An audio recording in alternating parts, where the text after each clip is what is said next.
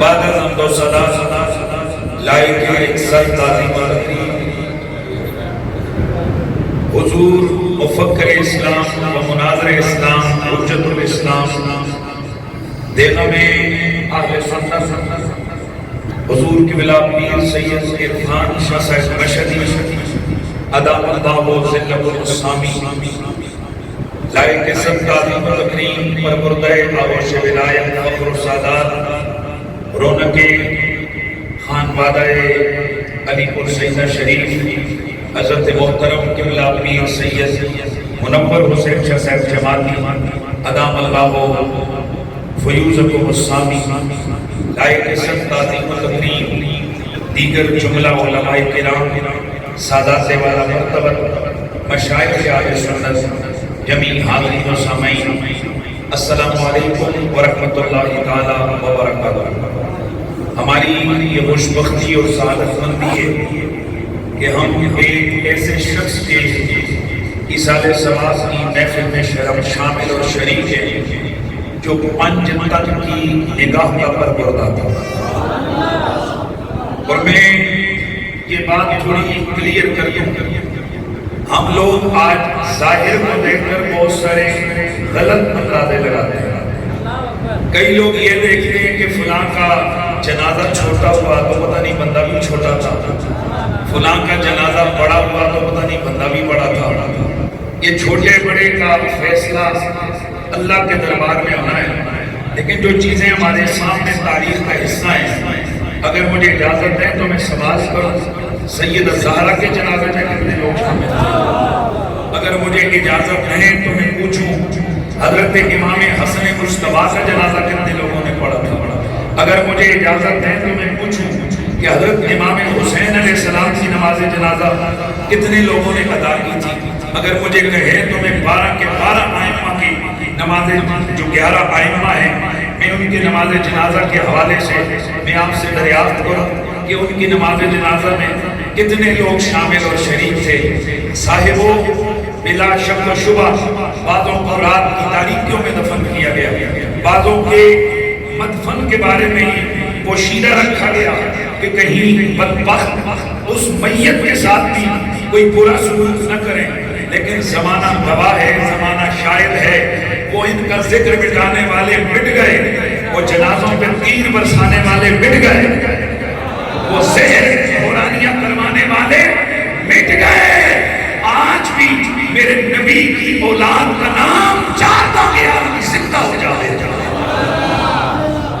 میں نے آیت پڑھی ہے، مشہور آیت ہے جس میں مالک کونین فرماتا ہے قُلْ لَا أَسْأَلُكُمْ عَلَيْهِ أَجْرًا إِلَّا الْمَوَدَّةَ فِي الْقُرْبَى۔ چونکہ یہاں آل محبت کا مجمع ہے، مجھے اس آیت کا ترجمہ کرنے کی سچ ضرورت نہیں ہے۔ میرا موضوع سخن اس آیت کا اگلا ٹکڑا ہے، اور وہ کیا ہے؟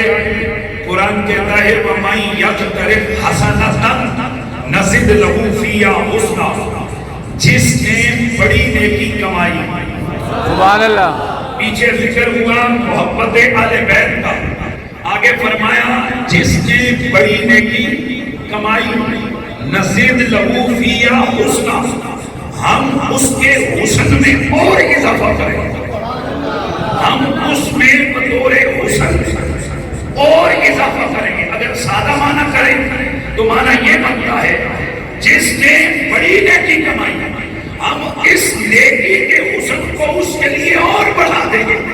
امام علوسی رحمۃ اللہ تعالیٰ علیہ آپ فرماتے ہیں یہ کون سی نیکی ہے کہ جس نیکی کی بابت رب فرماتا ہے کہ ہم اس نیکی کے حسن کو بڑھائیں گے؟ فرماتے ہیں وَإِنَّ مِنْ أَعْظَمِ الْحَسَنَاتِ حُبُّ أَهْلِ بَيْتِ النَّبِيِّ، یہ جس نیکی کے حسن کے بڑھنے کی بات رب کر رہا ہے، اس بڑی نیکی سے مراد رسول خدا کی اہل بیت کی محبت ہے۔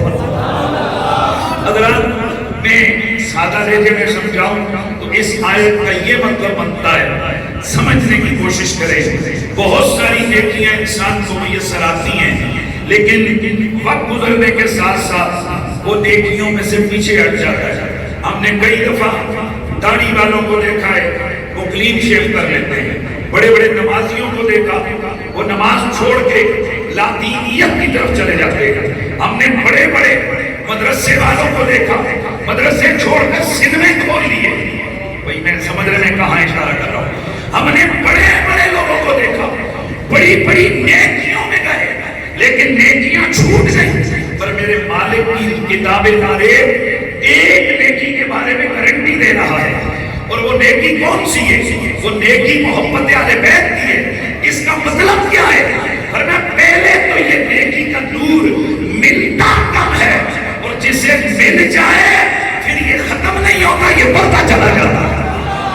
اگر سادہ لہجے میں بات کروں تو مفہوم یہ بنتا ہے بڑی بڑی نیکیاں لوگ کسی نہ کسی وجہ سے ترک کر دیتے ہیں، پر جسے محبت آل بیت کی نیکی مل جائے ان کی زبانیں کٹتی ہیں، وہ پھر بھی علی کو نہیں چھوڑتے. انہیں کفر کے فتوے لگتے ہیں، انہیں تختہ دار پہ چنا جاتا ہے، ان کے ساتھ برے سے برا سلوک کیا جاتا ہے، لیکن وہ نبی کی آل کی محبت کی نیکی سے پیچھے نہیں ہٹتے. کیوں؟ یہ نیکی بڑھتی ضرور ہے، گھٹتی نہیں ہے. جن لوگوں کو اللہ وحدہ لا شریک نے اپنے معبود کی محبت اور عشق کی نیکی سے سرشار کیا ہوا تھا، ایک پورا حصہ عمل حصہ کیا ہوا تھا، ان لوگوں میں سے ایک عظیم المرتبہ شخصیت حضرت قبلہ خطیب العصر، خطیب اہل سنت، خطیب بے باب، خطیب بے بدل، حضرت مولانا محمد اقبال چشتی علیہ رحمہ کی ذات کی تھی. میں ایک چیز کہہ کے اجازت چاہتا ہوں.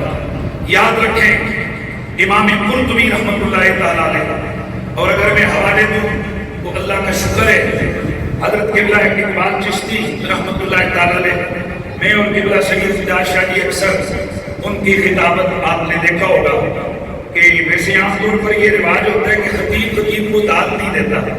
عام مثال یہی ہوتا ہے اپنی باری داد مانگتا ہے، لیکن جب دوسرے کی باری آتی ہے کبھی ایسے کبھی ایسے. پر وہ اکثر کہا کرتے تھے یار میں جتنے سخی تھے کھلے دل علیہ خطیب تک انہیں پنڈی علیہ. اگلی بات سنو، الحمدللہ پنڈی والے بڑے وفادار ہیں. پنڈی میں نبی کی اہل بیت کی محبت کا ڈنکا بج رہا ہے، بجتا رہے.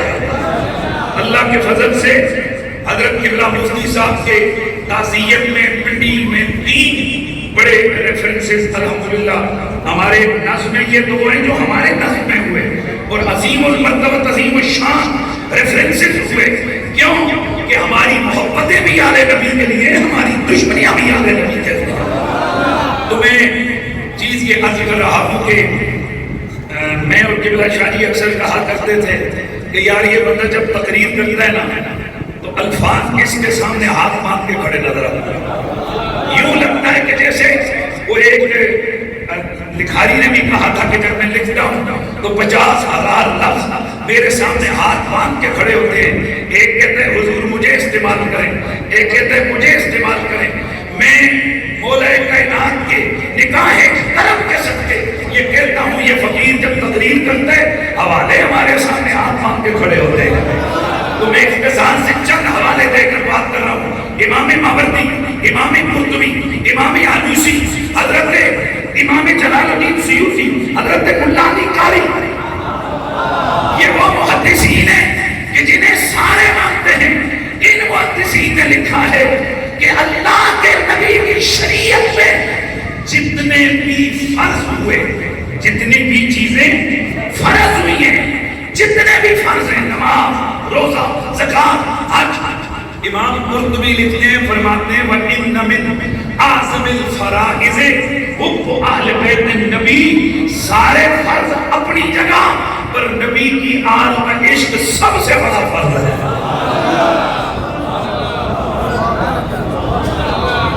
اور میں اگلا جملہ بولوں، بہت ساری چیزوں کی فرضیت قرآن کی وجہ سے ہوتی ہے. علماء اس اصطلاح کو سمجھتے ہیں. کئی چیزوں کا وجود من ذات محمدی ہوتی ہے.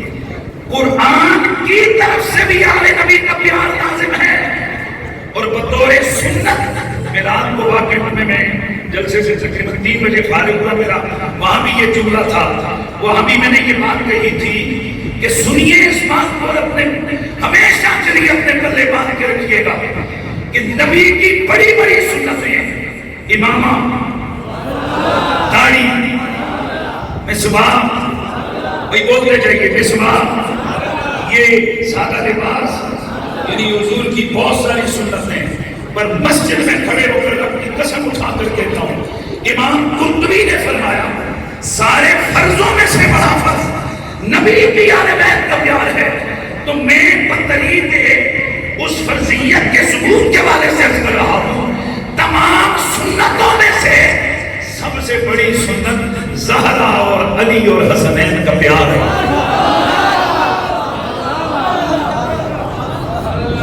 یار حیرت کی بات ہے، ہمیں پگڑیوں کی سنت یاد ہے، ہمیں داڑھیوں کی سنت یاد ہے، اور جس سنت پر معیار ایمان ہے، بلکہ ایک جملہ کہوں اگر آپ میری طرف متوجہ ہوں تو جملہ کہہ کے آگے بڑھتا ہوں، نماز فرض ہے، بولے جتنے علماء بیٹھے ماشاءاللہ یہاں بڑے بڑے مدرسین بیٹھے ہیں، ہم نے بھی عبداللہ کے فضل سے بہت آگے چلے گئے، بڑا عرصہ پہلے اصول شاشی پڑھائی تھی، پھر اس کے بعد نور الانوار اور اس کے بعد پھر حسامی، یہ ساری کتابیں اللہ کے فضل سے ہم لوگ پڑھا چکے ہیں، اور اب اللہ کے فضل سے دوہے تک کتابیں آ رہی ہیں۔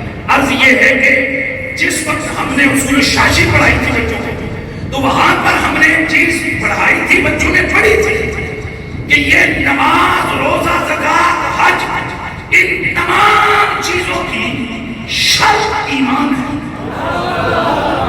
یعنی ایمان ہو تو امر صلاۃ متوجہ ہوتا ہے، ایمان ہو تو امر روزہ متوجہ ہوتا ہے، ایمان ہو تو امر حج متوجہ ہوتا ہے۔ اس کا مطلب یہ کہ نماز سے پہلے کیا ہے؟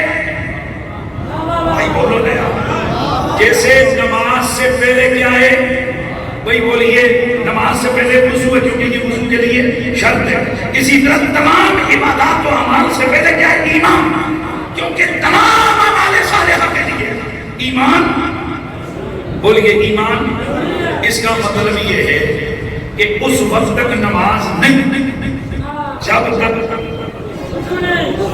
ایمان نہیں، بولیے اس وقت تک نماز نہیں جب تک، اس وقت تک نماز اور روزہ نہیں جب تک۔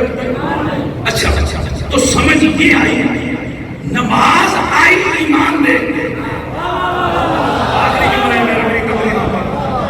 نماز آئی ایمان دے کے، اور نبی پاک کی 4 سنتوں سے صحیح حدیث جس کو سیاح نے ذکر کیا، میرے نبی نے قسم کھائی، 3 روایتوں میں نبی کی قسم کے الفاظ ہیں، والذی نفس محمد بیدہ لن يدخل قلب رجل الایمان حتی یحبہ للہ ولقرابتہ، وفی روایت حتی یحبہ للہ ولرسولہ۔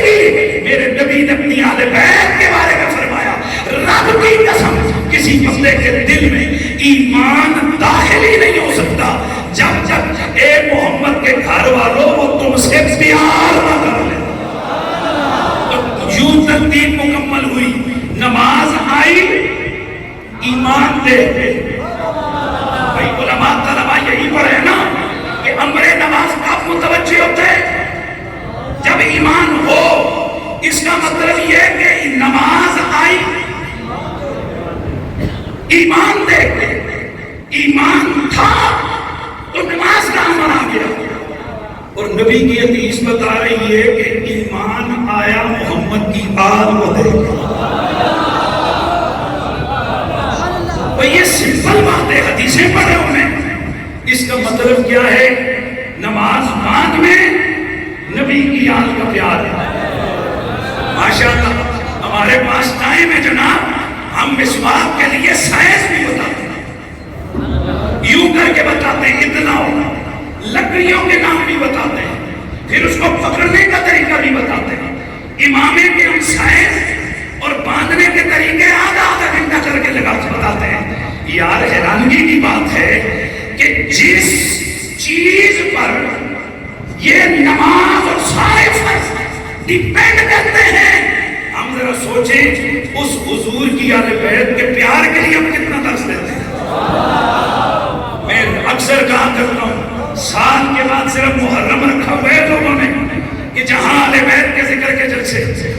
کی بدبختی کی انتہا یہاں تک پہنچ چکی ہے کہ جیسے ہی ذکر اہل بیت کی محفل شروع ہوئی، رائٹ لیفٹ مشرق مغرب گھنٹہ پورا ہو گیا، مولانا صاحب نے گھڑی دیکھی، کہنے لگے یار زندہ صحبت باقی، آج میں اس موضوع پر نہیں بول سکا، پھر اگر موقع ملا تو انشاءاللہ پھر میں تقریر کروں گا۔